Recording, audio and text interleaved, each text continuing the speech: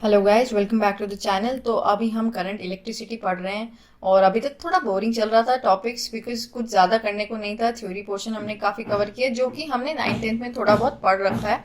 तो आज हम कुछ इंटरेस्टिंग करने वाले हैं। और इंटरेस्टिंग में क्या है, आज हम पढ़ने वाले हैं ईएमएफ क्या होती है और पोटेंशियल डिफरेंस क्या होता है, दोनों के बीच में डिफरेंस क्या होता है। और माइंडेड, ये दोनों टॉपिक्स आपके पूरे चैप्टर में बहुत काम आएंगे क्योंकि सारे न्यूमेरिकल इसी पे भरे पड़े हैं। बहुत ही ज़्यादा न्यूमेरिकल जो बेस्ड हैं वो ईएमएफ पे बेस्ड हैं और इसी कंफ्यूजन में रह जाते हैं कि ईएमएफ क्या होती है और पोटेंशियल डिफरेंस में फर्क क्या होता है।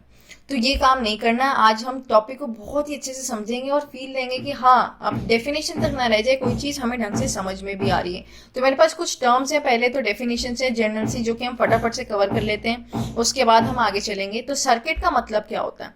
पहली बात, सर्किट जो होता है वो एक कंडक्टिंग पाथ होता है through which current either flow और टेंड टू फ्लो। एक ऐसा कंडक्टिंग पाथ जिसमें से करंट या तो फ्लो कर सकता है या फिर करंट टेंड टू फ्लो, मतलब या तो करेगा या फिर हो सकता है करंट उसमें से पास कर जाए। तो बेसिकली बात ये है कि एक सर्किट जो होता है वो तो एक कंडक्टिंग पाथ को डिनोट करता है। पर अब बात आती है सर्किट क्लोज्ड है या फिर ओपन है। अब मैं बताती हूँ क्लोज और ओपन सर्किट से हमारा मतलब क्या है। क्लोज सर्किट सर्किट तब गिना जाएगा जब हम उसको एक बैटरी के साथ कनेक्ट कर देंगे, मतलब जब उस बैटरी के टर्मिनल्स के साथ हमने उस वायर को कनेक्ट किया है या फिर किसी भी कंडक्टिंग वायर को कनेक्ट किया है, तब वो सर्किट जो है क्लोज सर्किट होगा। ठीक है ना, तभी तो उसमें से करंट फ्लो करेगा। पर ओपन सर्किट तब होगा जब, सपोज करो मैंने इस केस में दिखाया है, एक बल्ब को मैंने सिर्फ एक वायर के साथ कनेक्ट किया है, मैंने कोई बैटरी नहीं लगाई है। तो बेसिकली ये जो सर्किट है वो ओपन इसलिए गिना जाएगा क्योंकि इसके अंदर करंट फ्लो नहीं कर सकता। तो जब हम किसी भी बैटरी के टर्मिनल्स के साथ उस सर्किट को कनेक्ट कर दें, ठीक है ना, उस इलेक्ट्रिकल सर्किट को कनेक्ट कर दें, तब उस सर्किट को क्लोज सर्किट बोला जाता है। और जब हम इस बैटरी को हटा दें तो इस केस में हमने कंडक्टिंग पाथ तो रखा है पर बैटरी नहीं है जो कि करंट प्रोवाइड करे। अब करंट फ्लो नहीं हो रहा है तो हम इसको ओपन सर्किट बोल सकते हैं या ओपन सर्किट बोलते हैं। तो ओपन सर्किट बोलने के बाद ये हो गई सर्किट की बात। तो basically in case of open circuit की बात करूं तो उस केस में आई जीरो होगा, सिंस मैंने बताया अगर हमने बैटरी के साथ ही नहीं जोड़ा है तो करंट तो कैसे ही फ्लो करेगा। अगर उस केस में आई की वैल्यू जीरो है तो आर का फॉर्मूला क्या होता है, वी बाय आई, मतलब जो रेजिस्टेंस होगा उस सर्किट के लिए वो वी बाय आई होगा और आई की वैल्यू हो गई जीरो। तो बेसिकली जो रेजिस्टेंस है वो इन्फिनिटी हो जाता है, इनफाइनाइट हो जाता है। रेजिस्टेंस का मतलब कि अगर करंट ही नहीं फ्लो करेगा, इसका मतलब तो यही होना कि जो opposition to the flow of current है वो मैक्सिमम है, तभी तो शायद करंट फ्लो नहीं कर पा रहा है।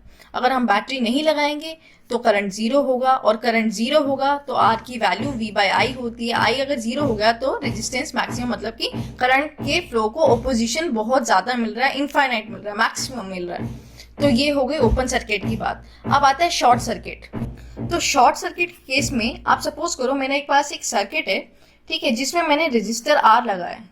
जिस भी रेजिस्टर एक ऐसा डिवाइस है जो कि एक सर्किट को रेजिस्टेंस प्रोवाइड करता है और रेजिस्टेंस खुद में एक प्रॉपर्टी होती है। तो आई होप सबको क्लियर है, सब हम पढ़ के आए रेजिस्टेंस के फॉर्मूला क्या होता है। अगर सीरीज की बात की जाए, सीरीज में जो नेट रेजिस्टेंस, अगर मेरे पास नंबर ऑफ रेजिस्टर्स लगे हैं लेकिन एंड टू एंड कनेक्टेड है तो उसका फॉर्मूला R1 + R2 होता है, अप टू सो ऑन, जितने भी रेजिस्टर्स लगे हैं, नेट रेजिस्टेंस का फॉर्मूला। अगर हम पैरेलल की बात में करें, सपोज मेरे पास बहुत सारे रेजिस्टर्स लगे हैं बट पैरेलल में लगे हैं, ठीक है ना, मैंने इसको ऐसे कनेक्ट किया, पैरेलल में बहुत सारे रेजिस्टर्स लगे हैं, तो उस केस में मेरे पास फॉर्मूला होता है 1/R1 + 1/R2 so on up to जितने भी लगाए हैं। तो ये मैंने बात थोड़ा इसलिए ब्रीफ कर दी है क्योंकि ये हमें पता है। तो मेन टॉपिक हमारे पास है कि शॉर्ट सर्किट का मतलब क्या है। अभी हम समझने के लिए मैंने क्या काम किया, एक रेजिस्टर को एक बैटरी के साथ कनेक्ट किया, ठीक है ना, थ्रू अ इलेक्ट्रिकल वायर, या फिर आप कंडक्टिंग पाथ भी कह सकते हो। उस अगर बैटरी के साथ कनेक्ट किया है तो ये जो रेजिस्टर है कुछ रेजिस्टेंस प्रोवाइड करने वाला है।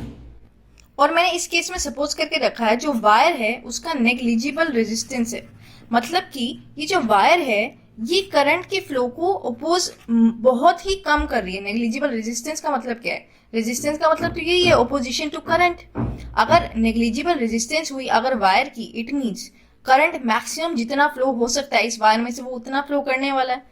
और नेक्स्ट केस में मैंने क्या किया, इस रेजिस्टर को जो मैंने लगाया है वो हटा दिया है और हटाने के बाद मैंने क्या किया, एक बैटरी जो थी वो एज इट इज रखी है, जो सेल है वो एज इट इज रखा है। अब इस केस में जो करंट फ्लो करेगा वो देखना हमें क्या होगा। अब मैं बता के आई हूँ इसकी जो वायर की रेजिस्टेंस है वो नियरली जीरो है, बोला ना नेग्लिजिबल रेजिस्टेंस का मतलब नियरली जीरो है। अगर रेजिस्टेंस जो है अप्रोच कर रही है जीरो को, उस केस में क्या होगा, जो आर होता है वो वी बाई आई होता है, या फिर यूं कहूं जो आई होता है वो वी बाई आर होता है। अगर आर टेंडिंग टू जीरो है इट मीन्स आई जो है वो तो इन्फिनिटी को टेंड कर जाएगा, मतलब टेंड करेगा, इक्वल टू नहीं डाल सकते पर टेंड करेगा। तो इनफाइनाइट करंट किसी भी सर्किट में दौड़ने से शॉर्ट सर्किट हो जाता है, मतलब वो जो सर्किट है वो डिस्ट्रॉय हो जाता है। तो जो करंट की वैल्यू अगर इनफाइनाइट पहुंच जाए तो हमने बहुत से केसेस में लेमैन लैंग्वेज की बात करूं तो हम बोलते हैं कई बार कि हमारा जो सर्किट है उसमें शॉर्ट सर्किट हो गया, जो हमारा इलेक्ट्रिकल अप्लायंस है उसमें शॉर्ट सर्किट हो गया। उसका मतलब क्या होता है, बेसिकली रेजिस्टेंस जो होता है उस टाइम मिनिमम हो जाता है, जैसे कि हमने रेजिस्टेंस की वैल्यू यहाँ से हटा दी थी। और अगर वायर का जो अपना रेजिस्टेंस है वो भी नेग्लिजिबल है या मिनिमम है, उस केस में मैक्सिमम करंट फ्लो करने वाला है, हम फॉर्मूला से देख सकते हैं जैसे कि मैंने बताया। और उसके बाद जो है करंट की वैल्यू बहुत ही ज्यादा एकदम से बढ़ जाती है, जिससे कि कारण हम फायरिंग ऑफ वायर्स देख सकते हैं शॉर्ट सर्किट में। तो हम जनरली हम ये चीज नोटिस करते हैं। सो अब गाइज हम पढ़ने वाले हैं इलेक्ट्रोमोटिव फोर्स। तो इलेक्ट्रोमोटिव फोर्स क्या होता है और टर्मिनल पोटेंशियल डिफरेंस या फिर टीपीडी क्या होता है। बेसिकली इलेक्ट्रोमोटिव फोर्स जो होता है या फिर EMF of the cell is the maximum potential difference between the terminals of the cell when no current is drawn from the cell और the cell is in open circuit.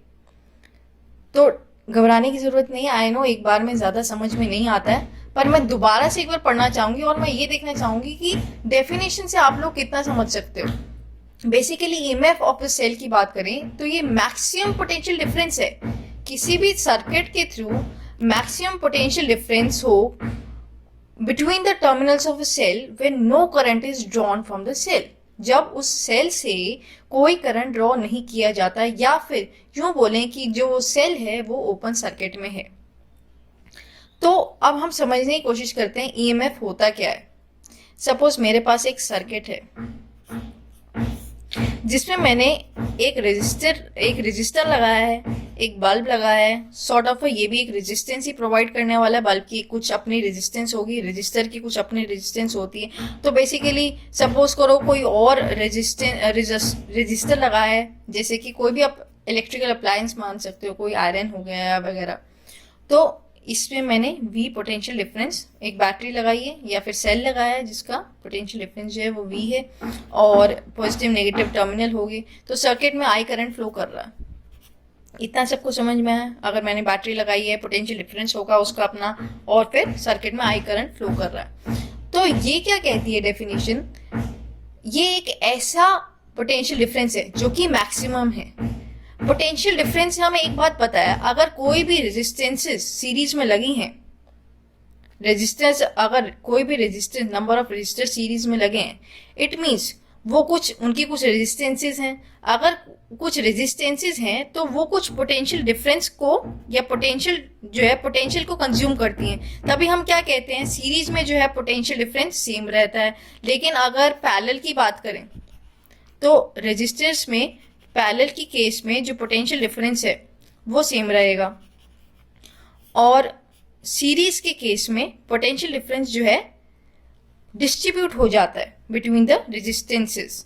तो फिर यूं कह सकते हो कि ये V1 पोटेंशियल डिफरेंस कंज्यूम कर रहा है, ये जो बल्ब है वो V2 कर रहा है, और ये थर्ड रजिस्टर जो है वो V3 पोटेंशियल डिफरेंस कंज्यूम कर रहा है। और जो V है बेसिकली वो V1 plus V2 plus V3 के बराबर है। ये हम शायद 9th में पढ़ के आते हैं। जो हमारा पोटेंशियल डिफरेंस है वो पैरेलल में सेम रहता है, लेकिन जो सीरीज में होता है वो डिस्ट्रीब्यूट हो जाता है। तो टोटल पोटेंशियल डिफरेंस या फिर टर्मिनल पोटेंशियल डिफरेंस उस केस में V1 plus V2 plus V3 होता है। अब मुझे इलेक्ट्रोमोटिव फोर्स में या फिर ईएमएफ में करना क्या है, मुझे मैक्सिमम पोटेंशियल डिफरेंस रखना है between the terminals of a cell. मतलब इस सेल के जो टर्मिनल्स हैं उसके बीच में मुझे मैक्सिमम पोटेंशियल डिफरेंस रखना है। तो अगर ये पोटेंशियल डिफरेंस कंज्यूम कर रहे हैं ये रेजिस्टर्स, तो इट मीन्स मैं इनको हटा दूं।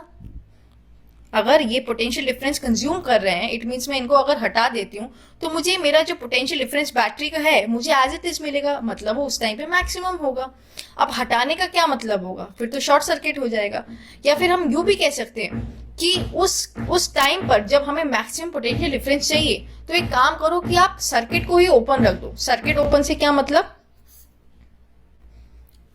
ये बैटरी लगाइए और मैंने इसको कुछ भी कनेक्ट नहीं किया है किसी भी चीज से, तो उस काम में उस केस में जो बैटरी का पोटेंशियल डिफरेंस है वो तो एज इट इज रहने वाला है।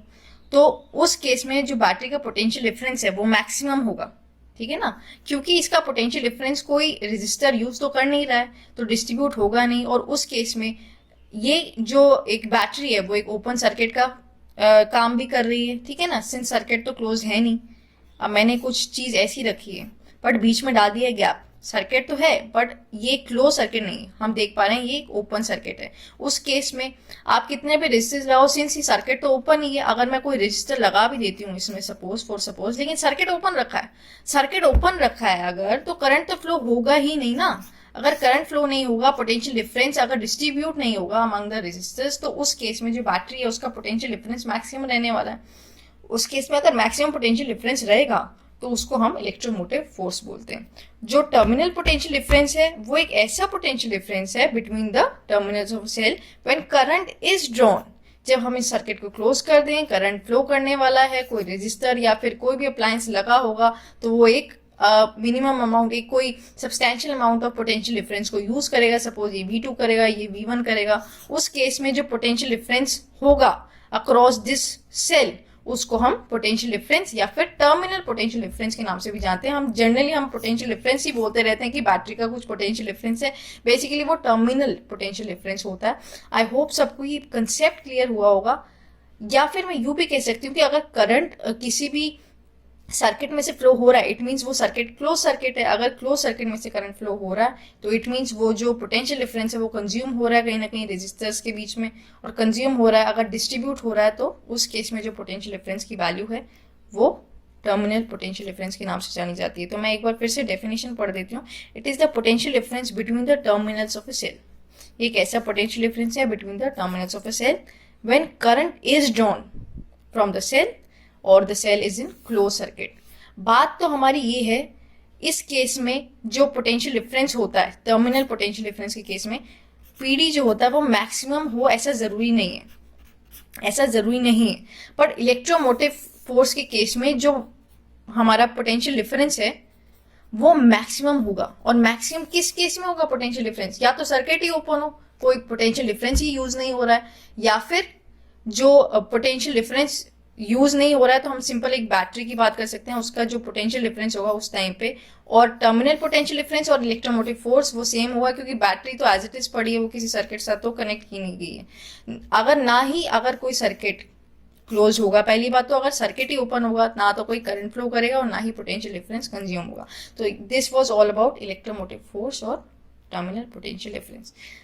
तो मुझे ऐसा लगता है कि आप लोग को समझ में आया वो कंसेप्ट, और दोनों के ऐसे यूनिट जो हैं वो वोल्ट होते हैं। है तो पोटेंशियल डिफरेंस ही ना, एक मैक्सिमम है तो दूसरा नहीं है तो कोई बात नहीं, पर ऐसे यूनिट दोनों के वोल्ट होते हैं। तो ये हो गई इन दोनों के बीच में डिफरेंस की बात।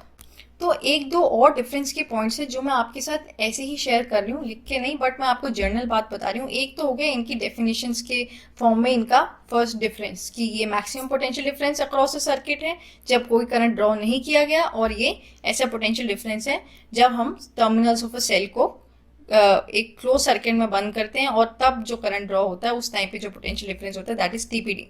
ये हो गए इनकी डेफिनेशंस की बात। उसके बाद बात करें जो ई होता है, ईएमएफ होता है, basically it is independent of the resistance of the external circuit. अगर मैं एक्सटर्नल सर्किट में, मैंने अभी बात की ना कि ओपन सर्किट में जो भी पोटेंशियल डिफरेंस होगा दैट इज ईएमएफ, और अगर मैं कोई ओपन सर्किट में रेजिस्टेंस लगा भी रही हूँ या फिर इस वायर का भी कुछ अपना रेजिस्टेंस है, उस केस में जो पोटेंशियल डिफरेंस है वो रेजिस्टेंस के तो इंडिपेंडेंट ही है ना। अगर मैं कोई एक्सटर्नल रेजिस्टेंस है, सॉरी मेरा मतलब यही है कि हम कोई रेजिस्टर अप्लाई करते हैं या कोई भी अप्लायंस लगाते हैं उसका कोई रेजिस्टेंस होगा, तो एक्सटर्नल रेजिस्टेंस के इंडिपेंडेंट है क्या चीज, दिस ईएमएफ। लेकिन अगर हम पोटेंशियल डिफरेंस या फिर टीपीडी की बात करें तो वो रेजिस्टेंस पे डिपेंड करता है, और हमें पता है जितना ज्यादा रेजिस्टेंस होगा उतना ही ज्यादा ये पोटेंशियल डिफरेंस को कंज्यूम करेगा, या उतना ही ज्यादा इसके अक्रॉस पोटेंशियल डिफरेंस होगा, ठीक है ना। तो इस केस में जितना ज्यादा रेजिस्टेंस होगा उतना ही ज़्यादा पोटेंशियल डिफरेंस ये कंज्यूम करेगा। सिंस ये सर्किट क्लोज है तो पोटेंशियल डिफरेंस तो ये कंज्यूम करेगा ही करेगा।